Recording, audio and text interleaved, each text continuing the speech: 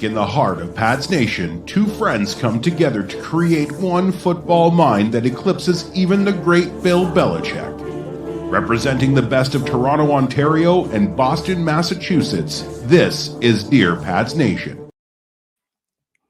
Hi, Mike. Mike's on mute. Mike's muted. I can see you. There you go, Mike. How are you? Good. How are you? Good. I didn't listen. It didn't say anything about Revolution Radio Canada, did it? No, I don't think so. No. Okay, good. Do you want to hear a funny story about that intro? Sure, go for it. The guy who did the voiceover, Ryan Lindley, friend of the show, Yes. was hammered when he did it and couldn't pronounce Massachusetts. Like, he's like, you should have heard me trying to say fucking Massachusetts. He goes 6 rise in. He's hammer that out. What's going on, man? Not too much. How are you doing? Oh, God, this show is fucking kicking off with a bang. Yeah. You brought all the energy tonight, Mike. I did. Listen, I'm trying to detox from coffee. No, that's not true. That is absolutely not true. I almost threw you off the show. Oh, I'm not wearing a hat tonight. No. I didn't even know you had hair. Oh yeah, I do. I mean, it's perfect hair, but I usually hide it with a chapeau. That was a chapeau. I think it's a chapeau. Okay. Well, Mike, let me tell you what I heard over the weekend. Okay. There's rumors on the internet. I don't know if you've heard of this new thing called the internet. It's come about in the last 5 or 6 years since COVID. Yeah. So I got a call Sunday night from a guy, pretty important guy. I'm not going to say who, just know he's very important, especially in the world of football. Okay. And he says to me, Roger Goodell is just thinking of canceling the season. And I was like, what? He goes, Goodell's pissed. He's ready to cancel the season. I'm like, why? And he's like, because after the draft, he knows we're back to a Patriots dynasty. We're back to championships. He goes, I might as well just give them the trophy now in April. And we just forego the whole season. That's after the Patriots picks. That's exactly what's coming out of NFL headquarters in New York right now. Yes, sounds about right. Does that make sense to you? Yeah. Yep. Why don't we go through the draft pick, shall we? Let's do it. So I texted Mike on the weekend and I said, everybody is going to pronounce the draft picks' names wrong. And then I'm going to say them right. And people are going to argue with me that I said their name wrong. And that irritates me, Michael. It does. Because, and this is true, I pronounce everybody's name right. People even pronounce their own name wrong. And they don't know how to say it. Nick Cesario. Say Massachusetts one more time. No, I can't say Massachusetts. That's the only thing I can't say. You did better that time. I have no idea how it's supposed to be pronounced. It's a stupid name. It's a stupid name for a pretty great state. I was going to say a stupid name for a stupid state, but I think it's probably the best state, to be honest with you. Pretty good state. And I'm not a fan of states in general. I'm more of a province guy. Yeah, makes sense. But Massachusetts, because that's how you say it. Mm-hmm. Don't fucking let Bostonians with their Boston accents say it a different way. Mm-hmm. It's like it's Southie, not Southie. Anyways, we're gonna say all the names tonight because the Patriots picked the fucking easiest names in the world. They didn't want John Smith or Daniel Jones. They wanted just fucking unusual names across the board. Yeah, you can tell this isn't a Belichick draft. They didn't talk to Ray. They weren't like, hey, let's pick 3 Joneses. Yeah. Smith. Harry. Yeah. No. First overall pick out of Utah. Traded up in the draft. because that's what smart general managers do. He did it again. Elliot Wolf did it again. Outclassing, outshining even the great Chris Ballard. He does it again. Drafts up to the number 28 spot out of 31 because the Patriots went to the Super Bowl. So they were picking second last. Obviously, that, the rigged Super Bowl they lost. And they want every former New York Jets quarterback to win a Super Bowl with a different team. So they had to give it away to Seattle. Fair enough. They take out of Utah. I heard his last name said 12 times in the last. Caleb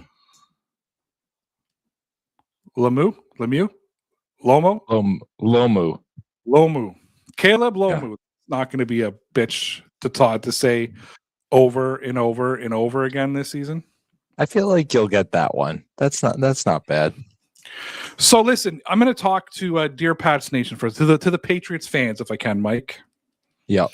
All I heard from the Boston media, all I heard from the Patriots fan base, all I heard from anybody who's ever watched a Patriots game ever was the Patriots need to protect Drake May. The poor kid. What do you expect from him? If you don't put an offensive line in front of him, how's he going to play? They're going to get him killed.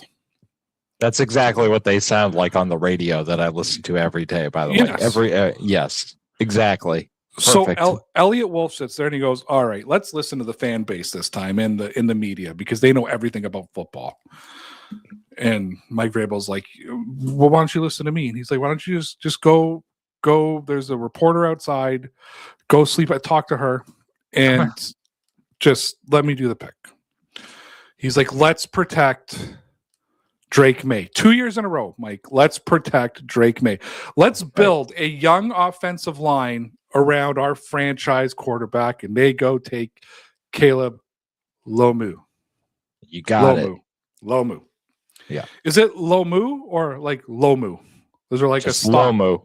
No stop. Lomu. No stop. Lomu. Yep. They go take Caleb Lomu. Your fucking guys in Boston are on the radio talking about how this is like one of the worst picks in the history of football. I saw this clip that came out, right? Like, what a look, I just feel I feel awful about this. I'm looking at Twitter. They traded up for him. What, he would have been there at 31. No, clearly he wouldn't have. Okay. I need you guys to understand something. GMs aren't stupid. What happens is if someone calls them and goes, hey, such and such team is taking Caleb with the 29th pick, and they're like, shit, he's still on the board, 31-28. We can afford that. Let's call Buffalo. They're stupid. So they call up Brandon Beane. If anybody's gonna fuck up this trade, it's gonna be him. They call Brandon Beane. They're like, hey, Brandon, let me, can I get up? They're like, absolutely you can. They make the trade. Boom, boom, boom. They get Caleb Lomu. Yep. He would have been there at 31. Did anybody hear the story about, is it Lemon? Is that the kid's name? What happened? Lemon. Lemon. Anybody hear about the story of that? That he was on the phone with Pittsburgh? Mm-hmm. On the phone with Pittsburgh. Like, hey, Dallas is taking defense, man. We're picking you. He's an Eagle, Mike. He's an Eagle. It was the biggest... It was the biggest... gotcha in draft and for a while in the draft. Let's set the table on this for a second too, right? So that people understand this. And I really never knew this. They don't, Mike. Mostly Corey does. Yeah. Corey gets it. Let's go. His Sama is not even reading the title. I just said the Patriots won the draft again. That's the topic. Hello, Adolfo. Hello. I like that name, Adolfo. Is that good too name. Much like Adolf? I think that's Adolf in Spanish. You can't do that. It's a more common name in South America. I'll put it that way. Yeah, but being an Italian German, that's kind of a no name in our household.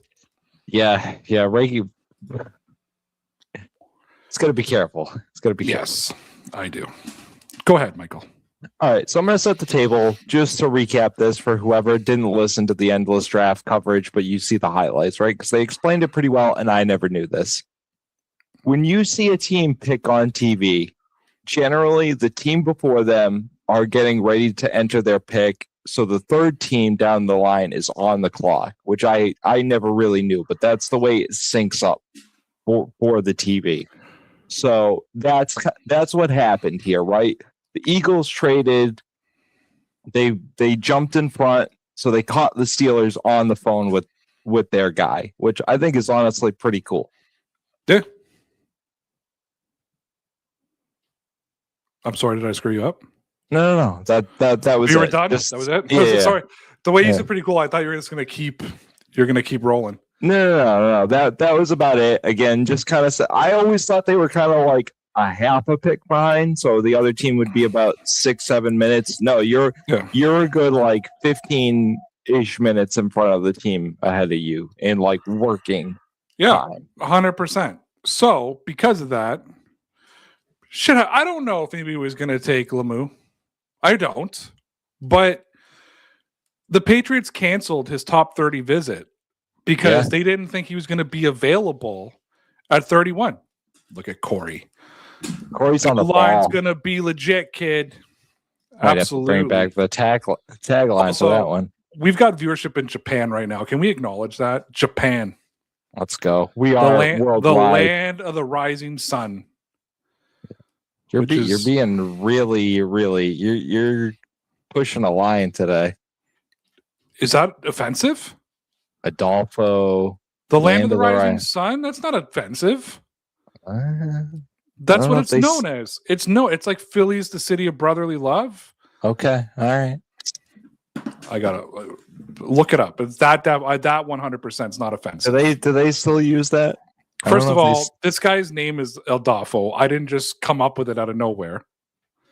Number two, the land of the rising sun is Japan. It's not an offensive. Okay. All right. Listen, now, everybody thinks like peanut butter is offensive today. I'm not sure. Okay. Is the land of the rising? Oh my God, that's a fucking.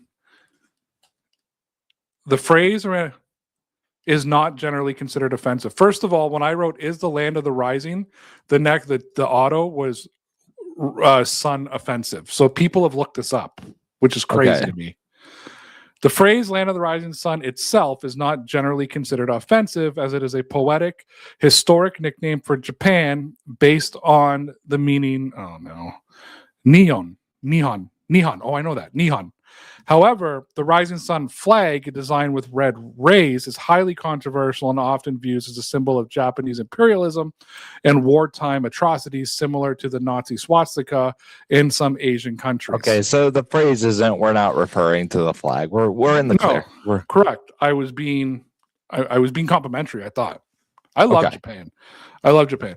So I have both my neighbors on either side are Japanese, and I tell people all the time, if you can.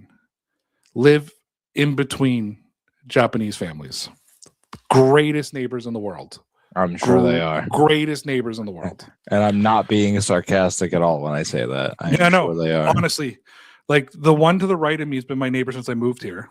Like 16 years ago, 17 years ago now. The one on my left's been my neighbor like 12 years, and I'm so scared one of them's going to move.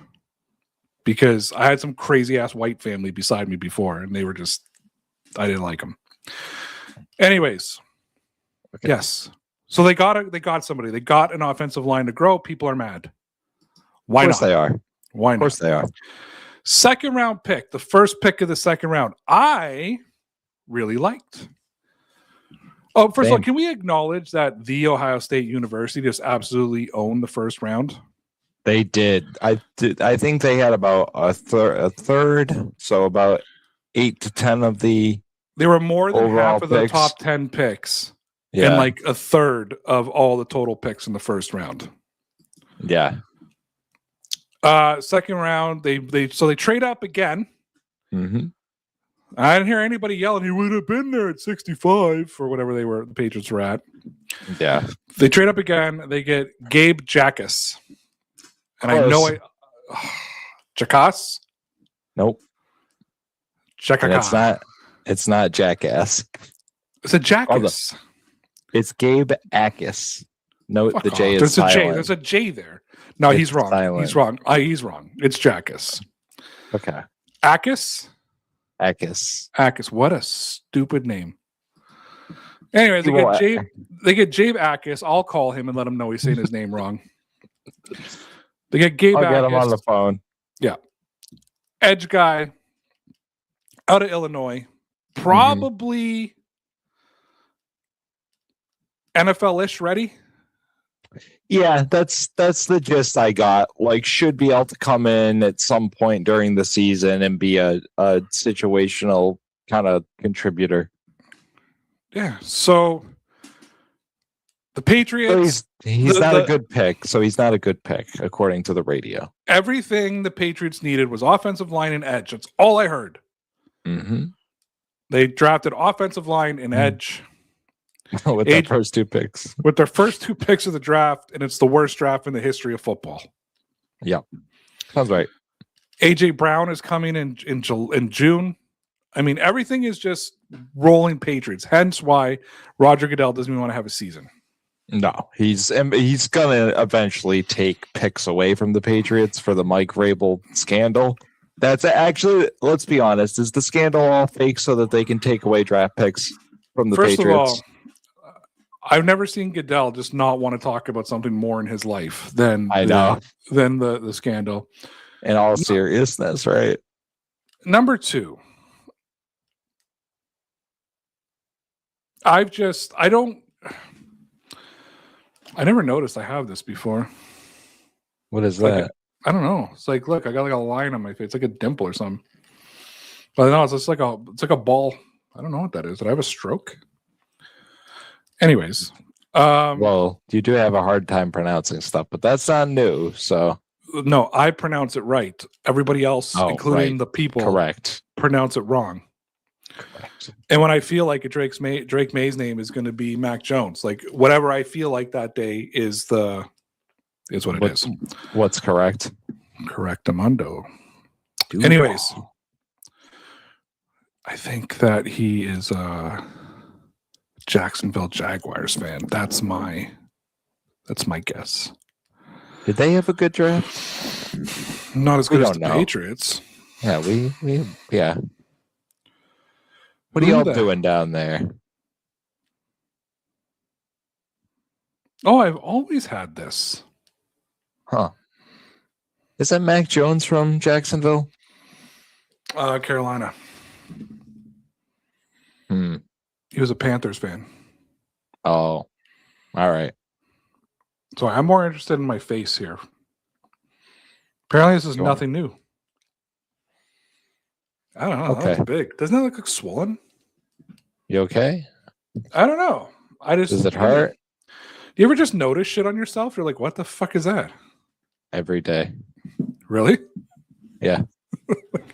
I was just looking here. Like maybe it's the angle I'm at. Especially the older I get, like you guys can't see it, but like all this is going gray, and I'm like, where the fuck is all this coming from? John Lennon, back from the dead, says, I don't really care for the NFL. I only like them because they have Trevor. That's fair. That's fair. That's a Tigers fan. Oh, Clemson? That a boy, Mike. Detroit. Oh, that's right. Blue Jays, Red Sox. Nobody give me the score, by the way. I'm going to start watching it when it's over. Yeah, well, we can talk Red Sox minute at the end of the program. Alex Cora, baby. Yeah, doing well for himself. He gone. Okay, and then this is, Mike, we're now getting to the point of the draft where I know nothing about anything. Yeah, you stopped paying attention after day 2, right? Or like 2.5, like third round pick. I stopped paying attention after Gabe Akis, whatever. I'll try to fill in the lines. Perfect. So the next pick they draft the next Rob Gronkowski in the 3rd round. Eli. One's gonna Rare Dawn. There's like you know what you were trying to do with Lomu? Try to put like a hyphen in there. Raridon. Correct. I You got it. nailed it. Eli Raridon. Eli. Yep. Eli Raridon. Eli Raridon. Out of Notre Dame. We got a saint. Yes. No, Fighting Irish, Notre Dame. Yes. Am I allowed to say Irish. Fighting Irish? Is that offensive? Probably to people here, but for a different reason. Just because they want to fight you. Oh, his grandmother is from Massachusetts. Close. How do you say it? Massachusetts. That's exactly what I'm saying. Massachusetts. You're like rolling the S's at the end together. It's weird. I even said it wrong. It's one of those things that don't. Yeah. I don't know if people ever notice on the show. I always refer to it as Mass on purpose. Yes, just nobody says Massachusetts. Nobody. New Hampshire. Yeah, there you go. There you go, kid. You got it. You got it. New Hampshire, New Haven. That's Connecticut. Yeah, I know, but I just say a bunch of New England phrases. Yeah. Hartford. Yeah. See, Ray could be from around here. Have you seen that clip? It's a skit, and it's Matt Damon, Ben Affleck, and Jimmy Fallon. It's like a 6-minute clip of them just naming every like town in Mass. Yeah. Have you seen it? And it's like you guys have a lot of. You know what's funny too? Like half of what you guys say we have here in the Greater Toronto area. Like Burlington and like all these different like my parents all the East Coast stuff. Yeah, my parents live in Oakville, which is like right beside Burlington and here in Ontario. So I was like, oh, you guys get the same shit that we have, and a lot of like English, obviously Chelsea. Yeah, a lot of all they took all the English names or England names and transplanted them to the East Coast. It's almost like you guys are from New England. Almost.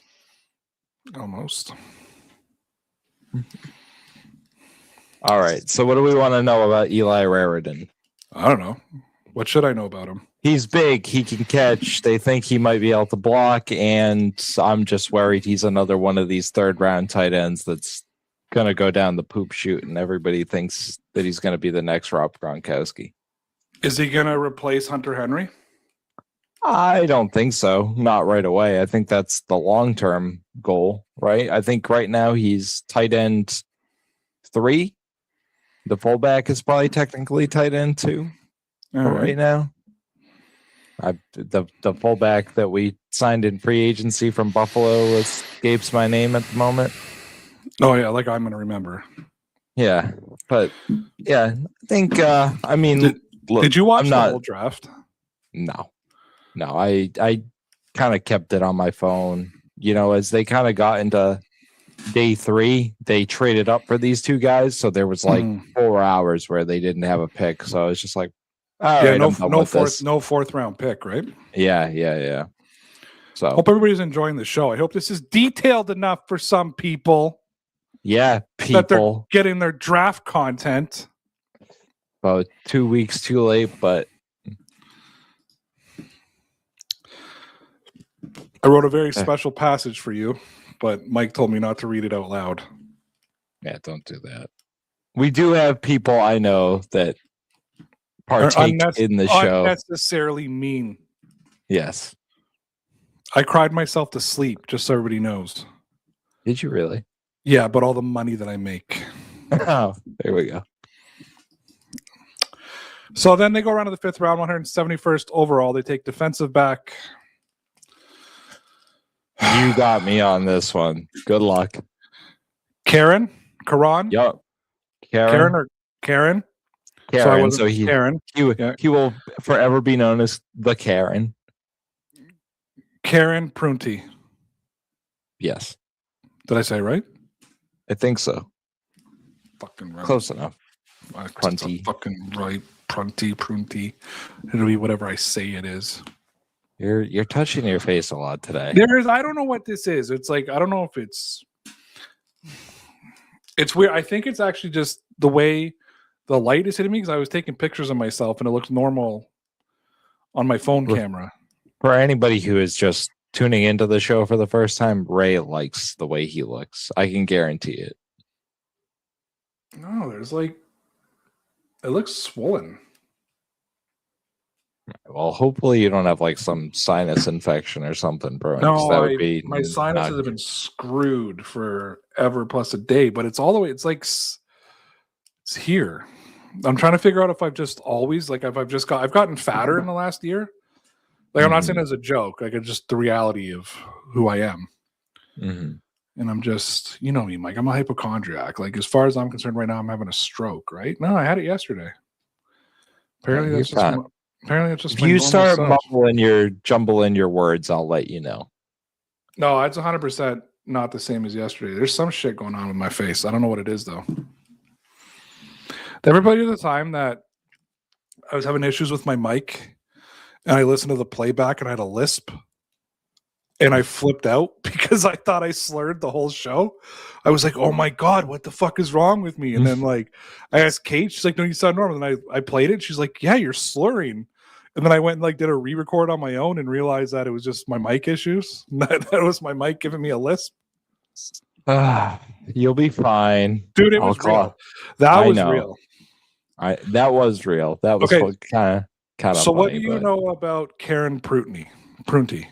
I will tell you exactly what I know because I'm going to tell you what the verbatim commentary was from about everybody I listened to. This was the guy that they went off the board for. This guy was supposed to be like an undrafted free agent. So like typical mid-round Belichick guy type of thing. Like just went off everybody's board because they probably liked the guy, probably had some intel that somebody else was interested. So yeah. All right. The next pick was Demetrius Crownover. You got that one. Look at you. Nailed it. Look at you. Hold on. I'm going to mark this down by Ray. Copy. Got it. Demetrius Crownover. He is an offensive tackle, 196. Hey. You know what? An offensive tackle in the 6th round can be a starting tackle in the NFL at some point, or guard or center. Like the tackles can be taken late and have a lot of success in the NFL. So this was the intel on this guy. I don't know if, for the audience out there, if you're familiar with Dane Brugler, he does the Beast now every year that identifies like some of the best players in the draft. And he's generally very spot on. Dane Brugler had this guy anywhere from a 1st to a 2nd round pick originally. So he fell for some undisclosed reason. He probably has some sort of medical issue, but the Patriots probably aren't in a hurry to play him. Are probably okay with resolving whatever that issue is and then having a great depth tackle, which I don't think, to your point, anybody should be mad about. Especially, he's like freaking gigantic, isn't he? Yeah, I'm looking him up right now. I got it here. Okay. Fucking Boston Globe. I'm not paying for the Boston Globe. I paid for the Boston Globe for a long time. Did you know that you have to call the Boston Globe to cancel it? And I ended up paying for like a year of subscription because I didn't feel like calling in to say cancel my subscription. Sounds about right. We do that with a lot of stuff. I don't. Why am I going to download the Bleacher app? I'm on a desktop computer for Christ's sake. Okay, so I just pulled it up. 6'7"1/4. Yeah, it's about my size. Yeah, 320, 10-inch hands. About me when I was 12. Yeah, oh, big hands. 35 and 3/8 inch arms because we know. Because of the last year, that is all very important. The arm length. Sorry, one of your douchebag radio hosts was all over Lemieux's arm length, that he got short arms. Even though he doesn't. He called him a T-Rex and said he has short arms. Yeah, even though he's very NFL like average, like tackle arms. Yeah. Yeah, because the Boston media is stupid. They're just trying to get people going. If Lemieux and Crown over both prove to be starters, could Campbell be a guard and Wilson a center? You have 4 or 5 of your own line. Yeah, so I've seen a lot of people say this. Demetrius Crownover is very much a project, like very much from what they're saying. I also don't think you'll ever see Campbell play guard. I don't think Campbell's a good guard. Yeah. He's either tackle or bust. I'm going to be real with you. I could see shifting Campbell to the right side and getting him off the blind side, but I don't see him. Yeah, Mike Onwenu's done. Like, is he gonna be a trade casualty, or is he gonna be for one more season? So I had this on my list of questions for you because he's one of the few holdouts from OTAs, and it sounds like he's actually holding out. Like, it's not just like he wasn't there.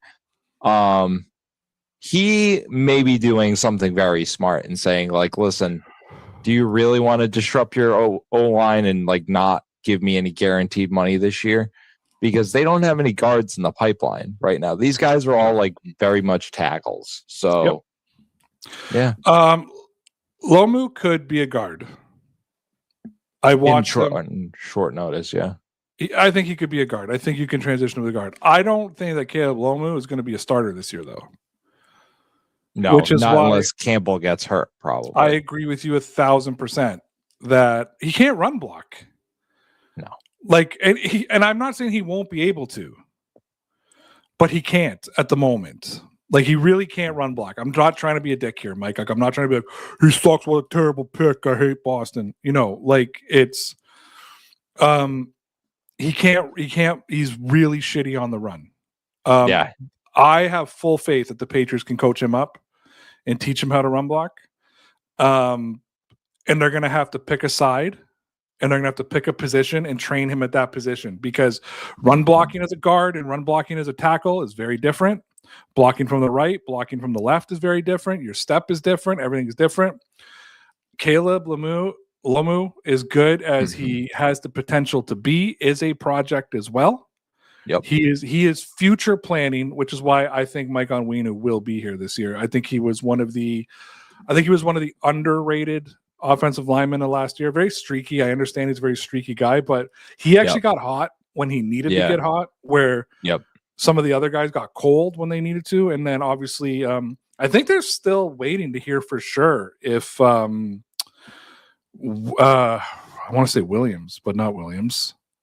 Who's the tackle? Morgan Moses. So that was close. So that's kind of been refuted. There was like a report by like a Ben Volen, so like nobody who matters, that said he was going to retire, and it's been refuted like 8 ways to Sunday by the team, by Elliott. Coming back. Yes. Because wasn't it Moses after the Super Bowl when him and Vrabel were talking, and Moses like, we're not done yet. Like, we're not done. Like, he was the one who kept saying to Vrabel. I'm pretty sure it was him or Milton Williams, one of the two.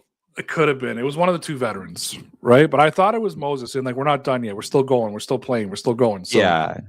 I think this guy is very clearly, and you're gonna laugh at but like, if I was gonna say 80% chance he's gonna be Morgan Moses's replacement, 20% chance they're gonna end up moving Campbell to right tackle and putting Caleb Lomu on the left side. So we'll see. Yeah, but I don't think Lomu's gonna be a starter this year. I'm gonna put that out there for you guys right now. Don't get excited. This is not a Cole Strange pick, though. No, this guy. So it could be a little worse, because Cole Strange is probably one of the best draft picks in the history of draft. Like, Bill Belichick knew how to evaluate draft talent, especially near the end of his tenure with the Patriots. Just because they didn't know how to use him after Belichick left and they sent him to Miami, where he was a superstar, by the way. You guys just, anyways, we got to keep going. We got more picks here. And then I got to go watch Blue Jays and Red Sox. Ooh. And if anybody is listening, do not give me updates on the game. I'm going to get off the chat. Is this like a bottom of the barrel fight? Like, is this like a monkey knife fight? Blue Jays have won 2 series in a row, man. You're going to win 3 in a row. Treyu Savage is back on Tuesday. He's been out all year. George Springer ran the bases today. He's almost ready to come back. It's nice.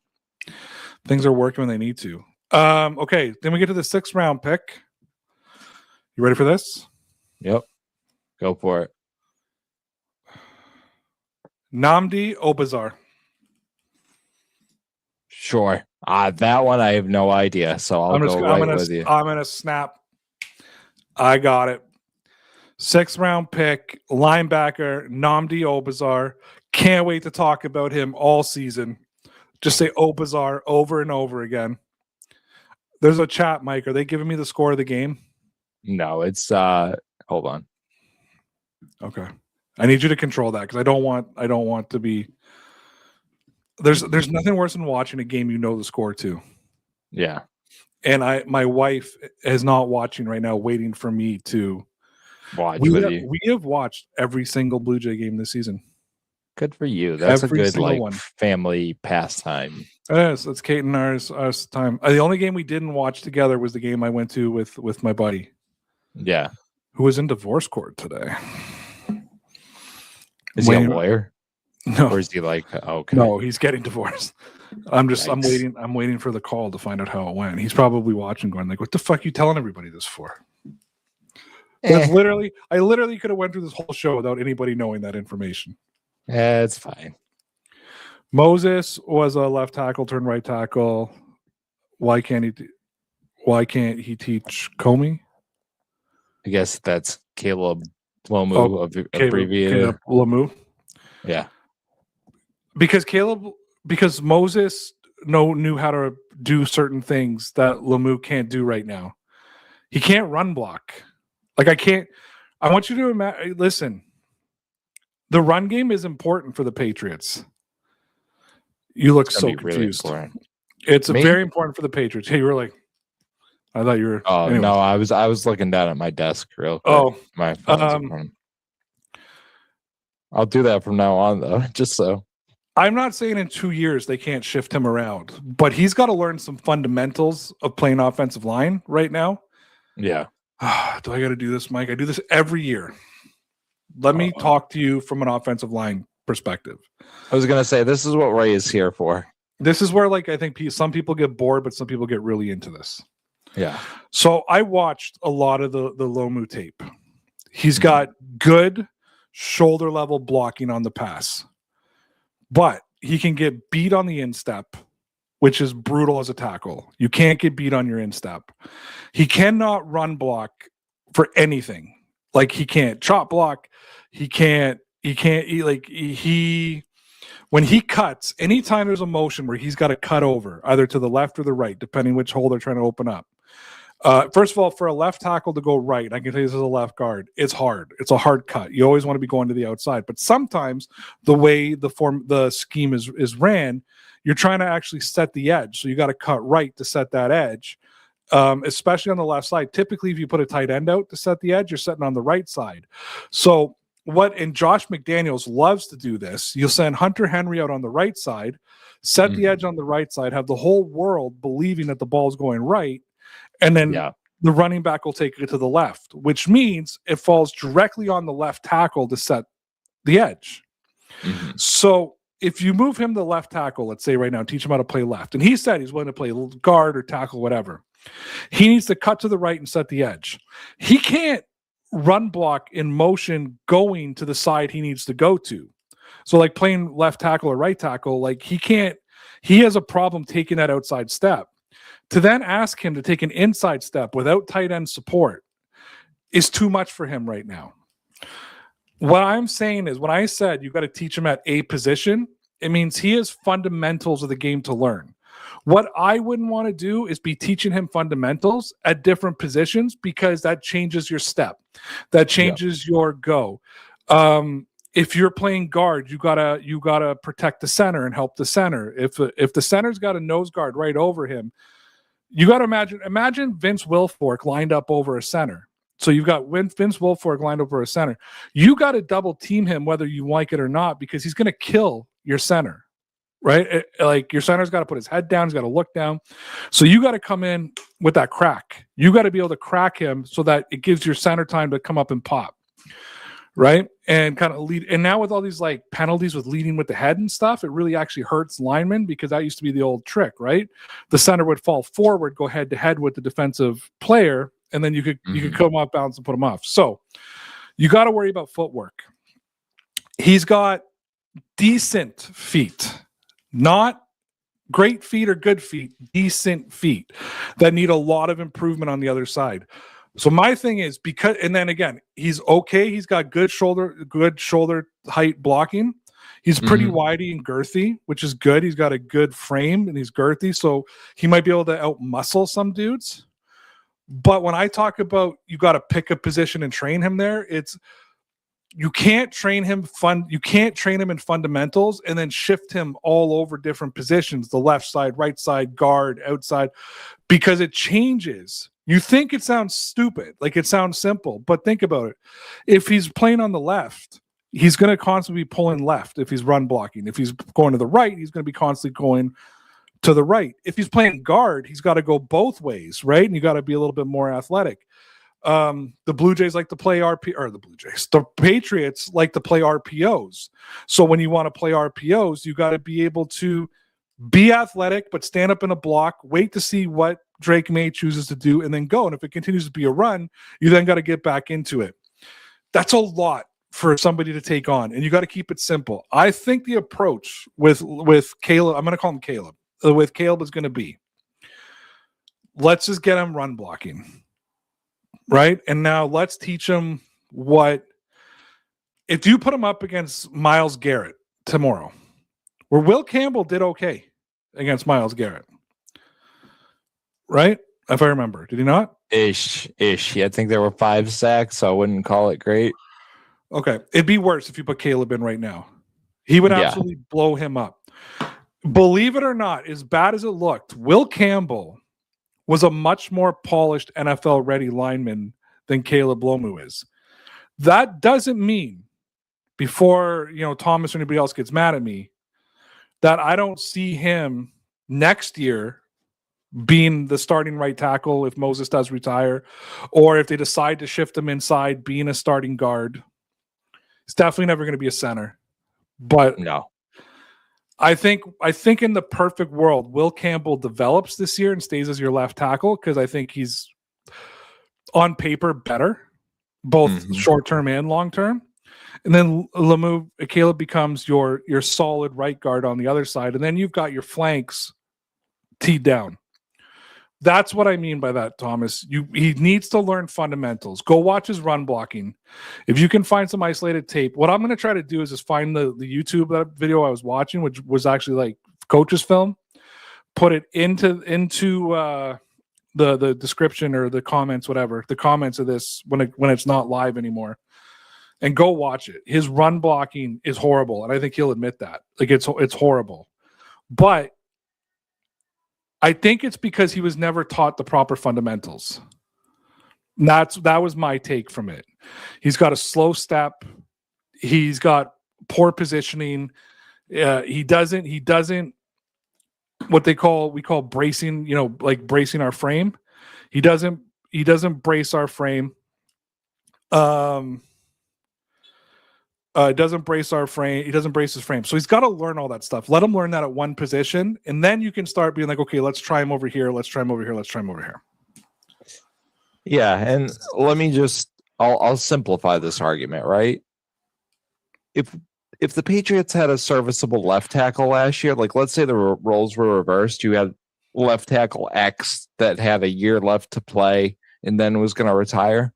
Ideally, you still would have drafted Will Campbell and done the exact same thing, right? Said like, okay, our young tackle needs to be more refined, definitely needs to bulk up, which I think is the biggest thing for him. Like, and they noticed it with Will. Like, we need these guys to put on mass, right? So that, ultimately, I think that's what it is protecting your young player where you can, and that's what they're going to do. If I would have had it my way, I would have switched Moses and Campbell last year. Mm-hmm. Because I think you put him beside Onwenu, who's got some experience on the inside. Yeah. But I think that being on the blind side, a hit coming from the blind side looks way worse than a hit coming from the right side. Yeah. Right? Yeah. Your quarterback not seeing the guy coming and getting hammered from the side or the back looks way like when you see the arch spine and that's because of Will Campbell. Yeah. I think from a confidence perspective, at some point that season, I would have switched them. The only reason I think they didn't. Do you want to hear my theory on this? Go for it. Because I was watching him, and I kept telling you he was having a problem with his first step, right? I said that over and over again. And I said I was surprised because in college he had a great first step. Mm-hmm. And all of a sudden in the NFL, which is honestly, guys, 10 times faster than college. He was having a problem with that first step. I'm wondering if he couldn't switch to the right side. Like, I'm wondering if trying to play backwards, because it's backwards. If he goes to the right side, he's playing backwards. Your first step now is with your right foot instead of your left foot. Don't forget, on the left side, your first step's your left foot, right? Like everything. So you go to the right side of the line, you're playing backwards to what you know. And I'm wondering if they couldn't. They're just like, you know what? Let's not confuse him. Let's just keep him on the left side, and it is what it is. Right. And that's my theory on that. I could be pulled out wrong. Vrabel could come out and do a press conference and be like, I heard some idiot from Canada talking about this. It's not it. He's but that was my thing. I thought they're trying to teach him the fundamentals of playing in the NFL. He's got to work on his first step. He's got to work at his pad level blocking. He's got to, get those, because he has small arms. He has to be able to get there a little bit quicker so he can jam that defender. And as you said, he was a little weak because he needs to put some bulk on and get a little heavier, right? But I also felt like a part of not even being heavier is he didn't jam guys a lot, right? Which was sometimes that's arms, that could be the arm length because he is a little stubby in the dexterities. But the other part of that too is that you got to be more explosive than with your legs. But he really struggled with his first step, and I noticed that over and over again. Like he's struggling, and then you get blown off the line. Right. And that's why that's why they all went around him. It was never through Will Campbell. You didn't really see him get pancaked, but you just saw them go around him because he couldn't get that step and he couldn't jam him.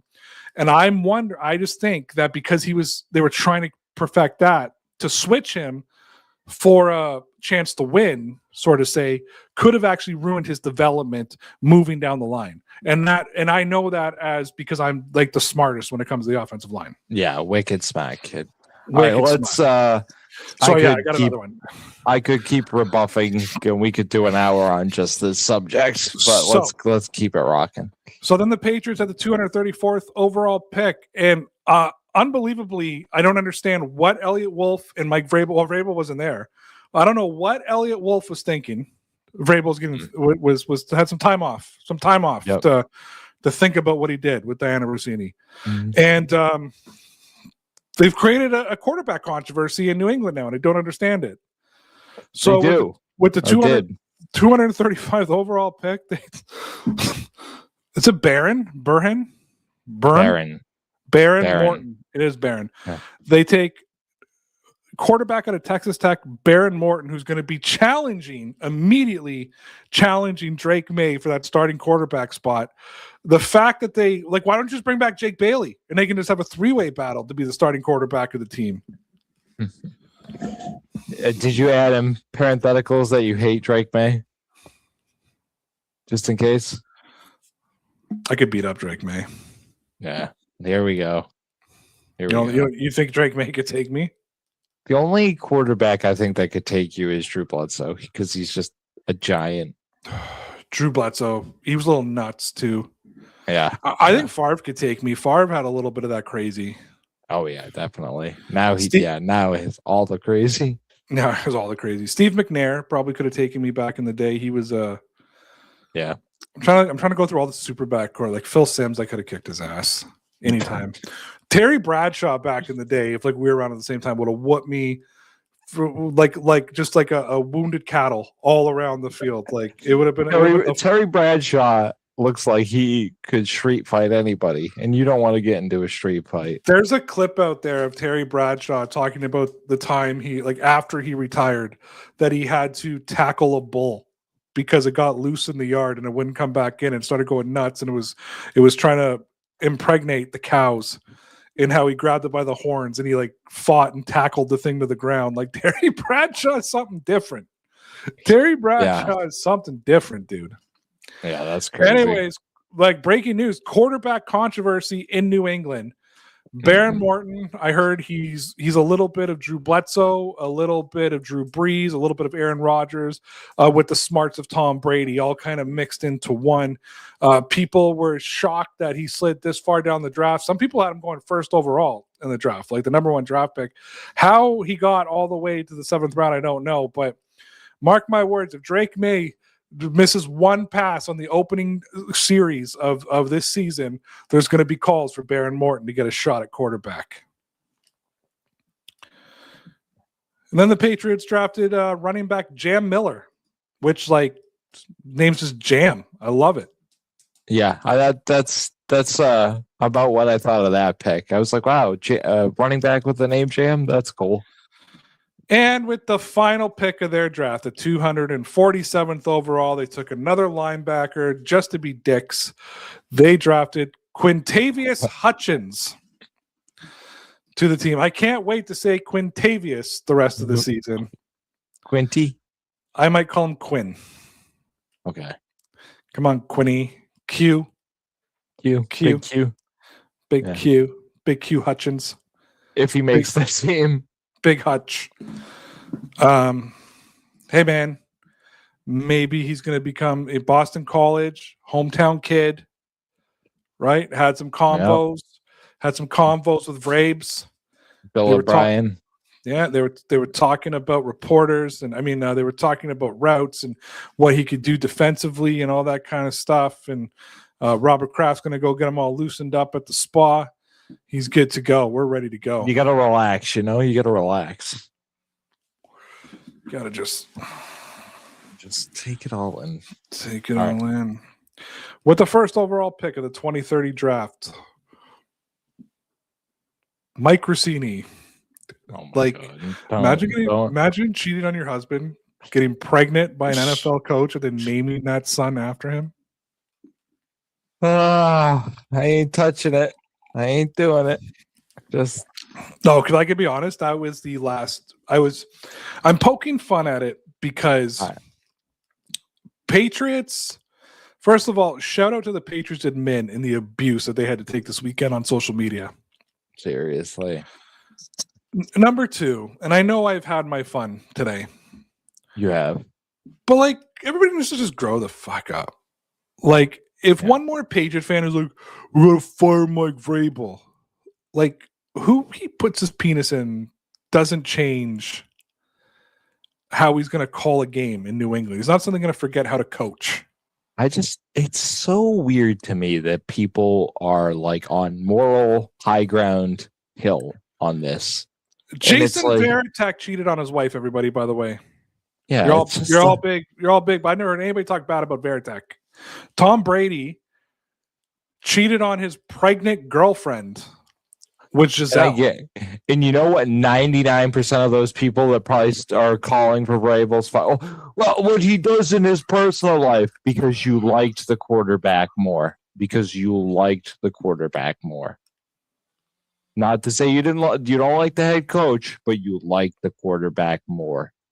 There's documented evidence like Gronk was sleeping with strippers and prostitutes while he was a tight end and porn stars while he was a Patriot.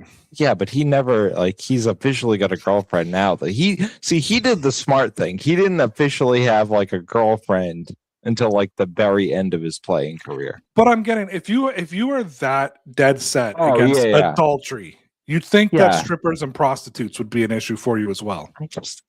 Even the Kraft thing. Like, listen, we talked about this last week. The Kraft thing, like, did that ever really bother you? Only when I found out that those women were like sex trafficked. You know what I mean? Like that they were a part of that bothered me. He says he didn't know. I'm going to give him the benefit of the doubt. I'm going to be honest. I don't 100% believe him, but no evidence. Even the Justice Department said like no evidence shows that he had anything to do with that part of it and that he knew about it. That was the thing that bothered me. And that because I feel like that also came out like years. I mean, like in the moment, that came out like years after the fact, didn't it? Yeah, I think the only thing that bothered me about it was it came out immediately. Oh, did it? Okay. Yeah, because the original report is that he knew, like that he went to a place known for it, and then it's like no, he didn't know. He was just there getting his rocks jollied off. You know what I mean? I think my only thing about it is just, and maybe it's because of what I did for a living for so many years. Yeah, I know that a lot of those places are women that are victim of the sex trade. You know what I mean? So if you walk into one, you just have to assume that that's what's happening. At the same time, no, I'll give the old man his benefit of the doubt that he didn't know. Didn't bother. I think I did a video about it back in the day, and I was just like, I don't really care.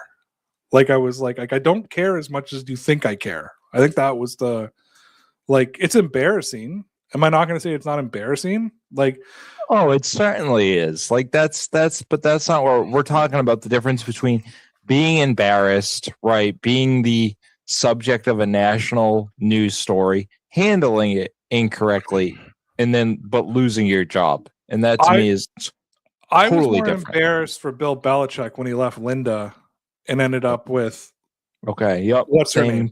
Same Like, page. that was more actually when Kate and I, Kate's my wife, when her and I saw that, we were both like, that's so cringe. We're like, that's just Yeah. so Yeah. literally, like, he's a fucking grandfather, like grandfather age, not just like, oh, his kids are young. Yeah, the age Like, gap no. made it feel gross. Yeah. And I'm just gonna say one more thing about this because we've been picking fun at the Boston media all day. And like, listen, we're all not 5 years old. We understand that him leaving the team this weekend was for optics more likely than therapy, but like, and they're gonna say, oh, like it's for like, oh, we need to talk. Like the people critiquing it, well, why couldn't you go to therapy on Monday? Leave it alone. Like that's the one piece. Like you can pick at everything else. Like in an era when like mental health and all this other stuff means a ton. Like I'm just not even touching that. Like I'm sorry. Well, like yeah, I'm gonna put something out here. We've already demonetized ourselves today. Not that we're monetized anyways, but if we were, we'd be demonetized. Thomas, keep clicking the like button. We need you. Yeah, no, just do a bunch of sock accounts and follow us. We need to hit a threshold. Yeah. But no, so here's my thing on this, okay? Mm-hmm. Hear me out. Daryl Sheets of Pawn Stars, I don't know if anybody heard the news this week. Daryl Sheets. He was the gambler. They called him Yeah. the gambler on Pawn Stars. Oh, I think I think I know who it is. Yeah, he took his own life over the weekend. Mm-hmm. 61 years old, I think. Took his own life, self-inflicted gunshot wound. And it came out that he had been getting cyberbullied by a dude.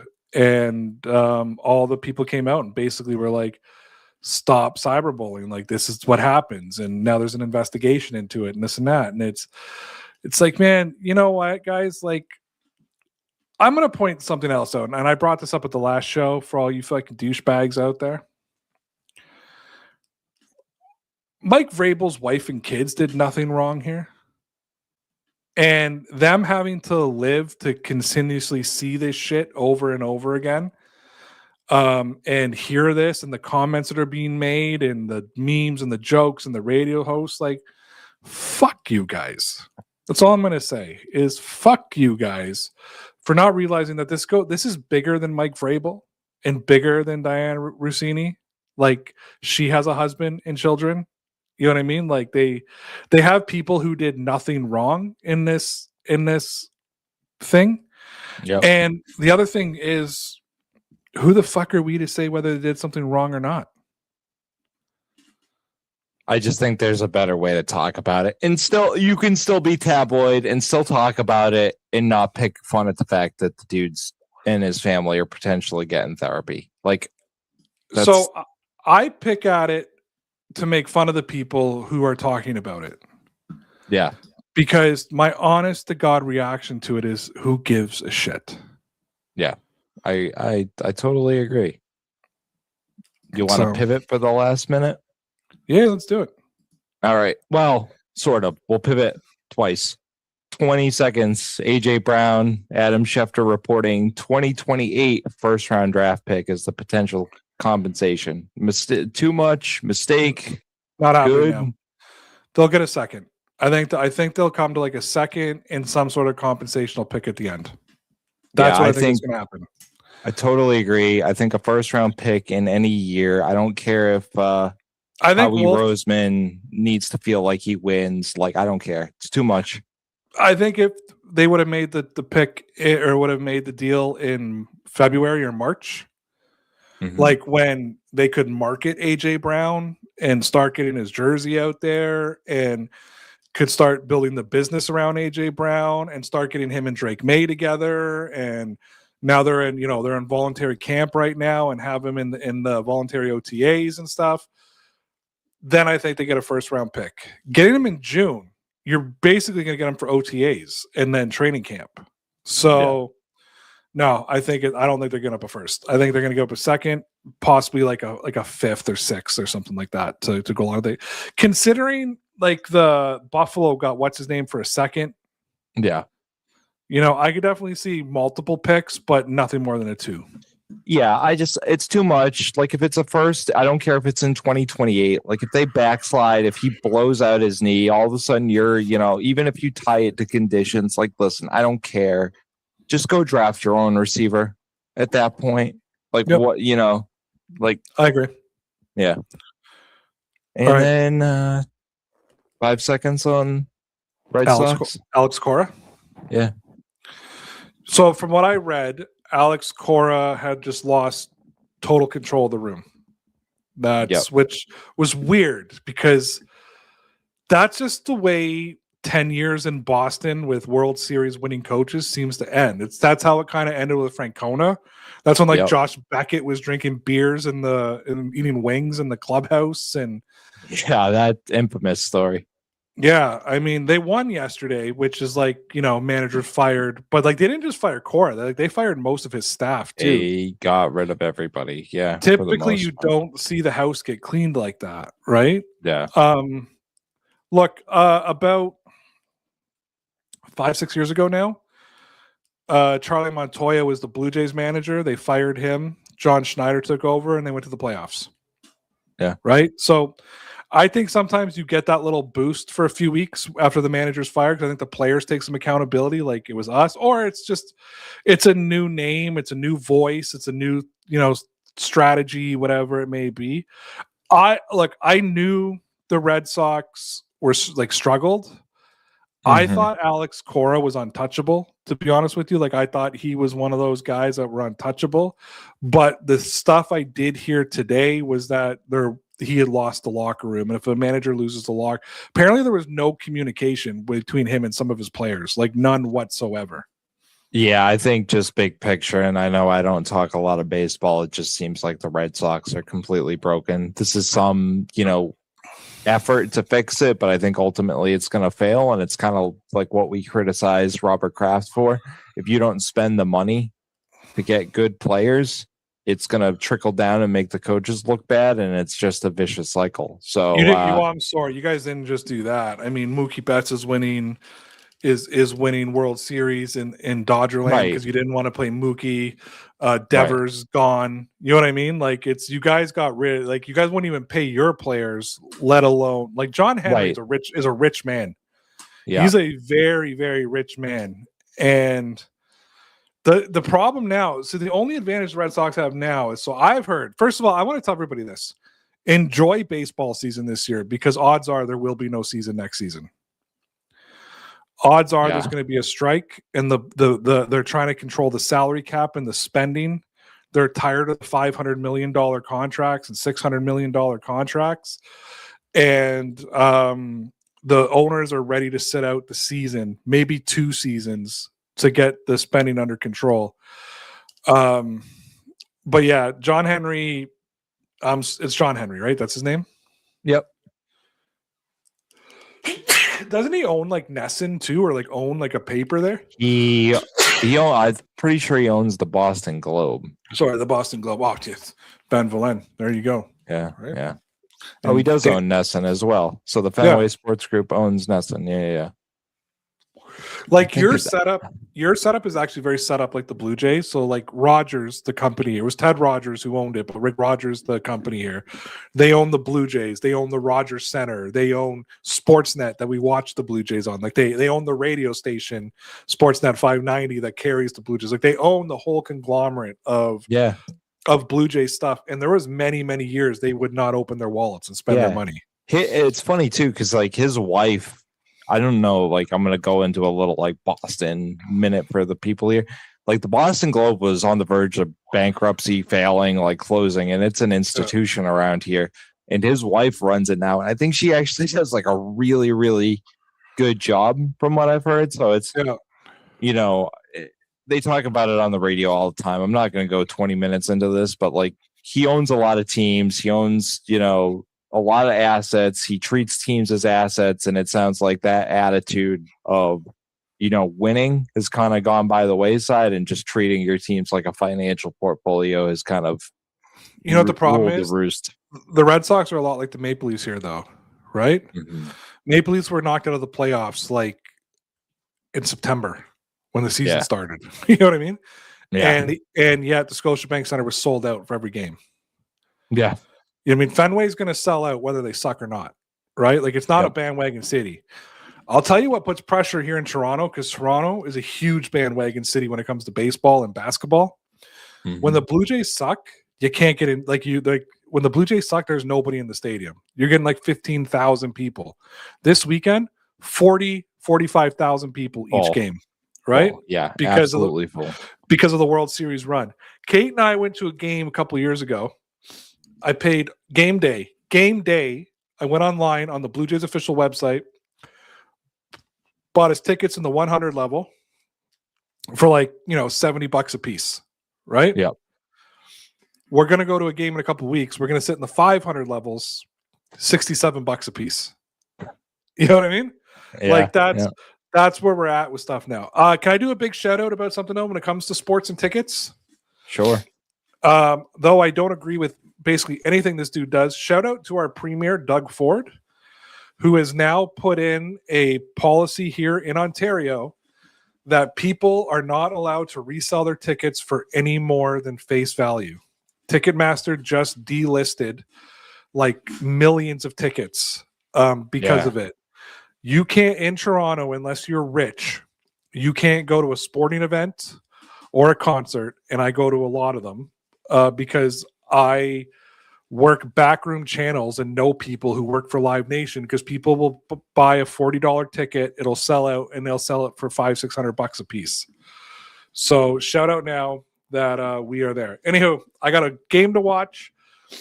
Mike and I are taking a little break because we got insulted by Mike's friend and we're pissed off and we don't want to do this anymore. No, we're gonna take a little break. We're gonna come back unless there's like a big news, like if AJ Brown, when he gets traded, we'll come on and talk about it. But we'll be back for the first preseason game. You good for that, Mike? We'll be back for the first preseason game.